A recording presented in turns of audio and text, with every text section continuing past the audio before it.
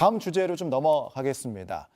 어제부터 이제 민주당 관련 뉴스들이 많이 쏟아져 나오고 있어서 저희가 뭐 제목은 두 리스크 이렇게 잡아봤어요. 먼저 이재명 민주당 대표의 사법 리스크인데 백현동 개발 특혜 의혹과 관련해서 이제 다음 주 목요일 17일에 서울중앙지검에 출석할 예정입니다. 자, 먼저 이 대표의 입장을 듣고 오도록 하겠습니다. 정권의 무능을 감추기 위한 정치 수사라고 생각합니다. 없는 죄를 만들어 뒤집어 씌우는 것이 가장 큰 국가 폭력입니다. 국민이 엄중하게 심판할 것입니다. 없는 죄를 만들어서 뒤집어 씌우는 국가 폭력. 이렇게 짧게 요약하면 이렇게 될 것 같아요. 네 번째 소환 조사인데 어떻게 보고 계십니까? 없는 죄를 만들어 뒤집어 씌운다고 하는 말 자체가 좀 황당한 측면이 있고요. 예. 지금 이미 그 대장동 사건하고 그 성남 FC 후원금 문제 이 예. 부분은 지금 기소가 돼서 예. 재판이 진행 중에 있는 거 아니겠습니까? 그리고 지난 2월 달에는 영장 청구해서 체포동의안이 국회 본회의에서 부결됐어요. 예. 그 이후에 지금 백현동 의혹과 예. 또 지금 남아있는 아시다시피 지금 대북 송금 대북 사건 송금? 예. 이런 것들이 지금 줄줄이 나와 있습니다. 그래서 예. 지금 이재명 당대표 리스크가 지금 결국에는 계속 누적되고 쌓여서 네. 이제 골물대로 골마가지고 지금 터지기 일보 직전으로 다가오는 것이고요. 예. 지금 뭐 그 다음에 지금 또 다른 리스크가 있는 지금 혁신위 예. 둘 다 마찬가지로 그 위원장과 당대표 김은경 위원장과 이재명 당대표의 리스크가 예. 지금 민주당을 혼란에 빠뜨릴 지금 과정에 지금 봉착해 있다 저는 이렇게 보여집니다. 혁신이 얘기는 뭐 이어가기로 하고 일단 이재명 대표 소환 조사 어떻게 예상을 좀 하십니까? 이 흐름을.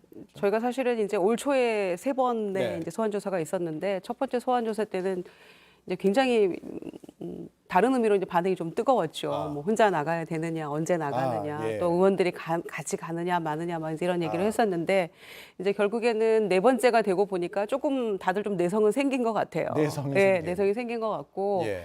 뭐 세 번 소환하고 끝날 거라고는 아무도 생각하지 않았기 때문에 예. 이제 예상하고 있던 바이긴 하죠. 그래서 없는 죄를 만들어서 뒤집어 씌우는 국가 폭력이라는 이재명 대표 이제 그만큼 이 부분에 대해서 본인이 이제 억울함이 있다라는 네. 그런 표현인 것 같고요. 예. 한 가지 분명한 거는 있는 죄도 기소 안 하는 검찰인 건 맞습니다. 아. 왜냐하면 대통령 장모 그 재판에서요. 예. 사문서 위조, 위조 사문서 행사로만 기소를 했지 재판부에서 묻지 않았습니까? 왜 사기죄는 소송 사기죄는 기소하지 않았냐? 예. 이렇게 검찰에게 반문하기까지 하지 않았습니까? 예. 그럼에도 불구하고 그 1년 받은 것 때문에 소동을 피우기도 했었죠.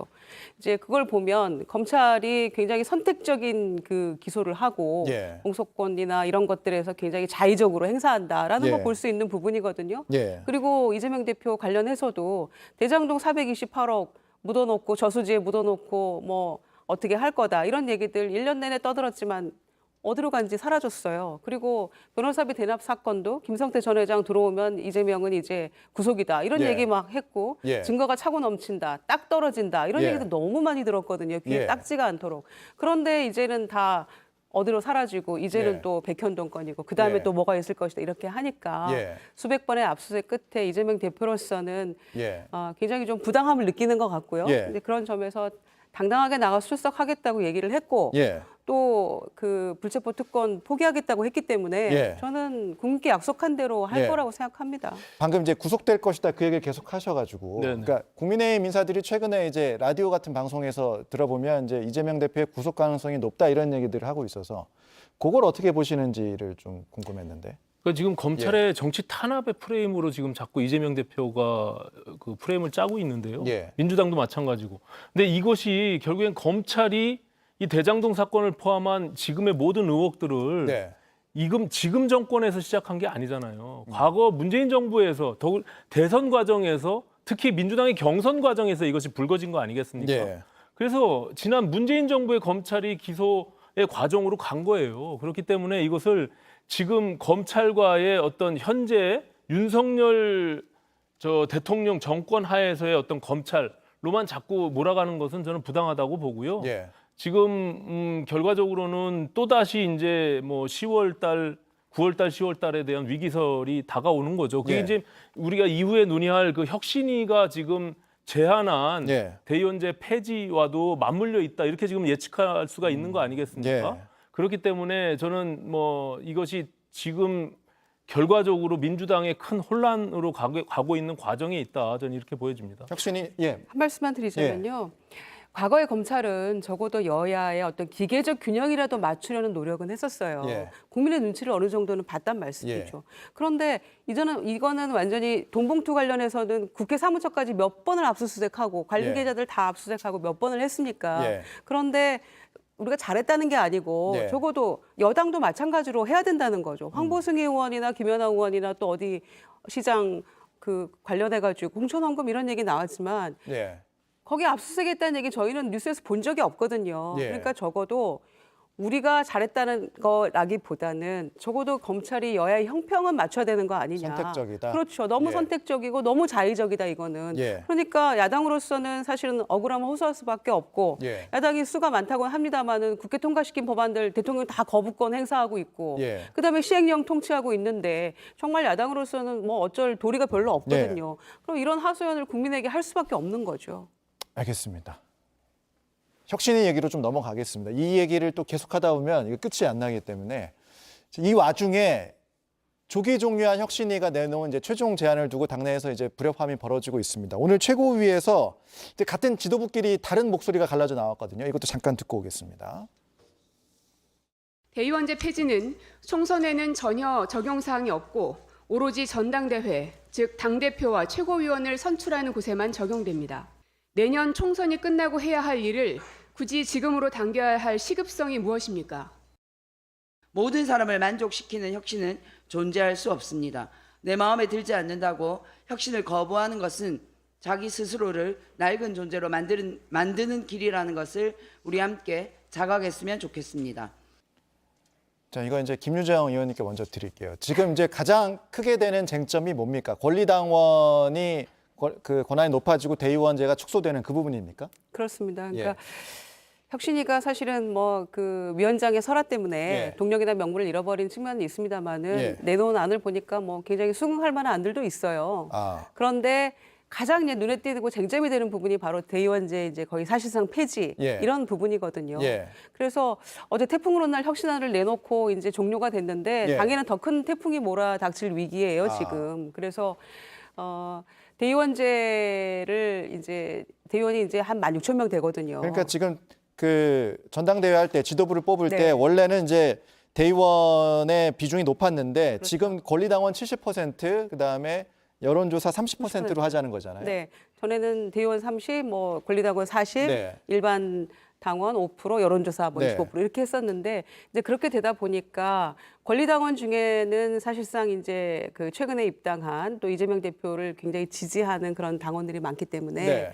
대의원이 이제 사실상 어떤 기능을 못 하게 되면 예. 다음번 전대에서 친명계가 또다시 이제 대표가 될 그런 네. 가능성이 높아진다. 예. 또 비명계 대의원들이 많기 예. 때문에 이제 이런 논리긴 합니다만 저는 이제 사실 이 문제보다도 혁신위가 왜 출발했는가 초점을 맞춰야 되고요. 예. 돈봉투나 또는 코인 사태 때문에 당이 위기감이 컸기 때문에 이거를 좀 해결하고 혁신을 통해서 국민의 마음을 얻는 쪽으로 가자 이렇게 했었던 건데 윤리적인 부분에 대해서는 지적이 없다. 그렇죠. 그런데 이게 갑자기 전당대회 준비위원회에서나 이 예. 전대 룰을 정하는 건데 예. 당장 전대가 내년에 있는 것도 아닌데 이게 이렇게 시급한 문제가 돼야 되는가에 예. 대해서 좀 갸우뚱하는 분들이 있다는 거죠. 예. 그래서 당내에서도 그런 문제제기가 있는 거고요. 네. 그래서 이 부분이 그러면은 대의원제를 폐지하고 권리당원 7, 여론조사 3 이렇게 가면 네.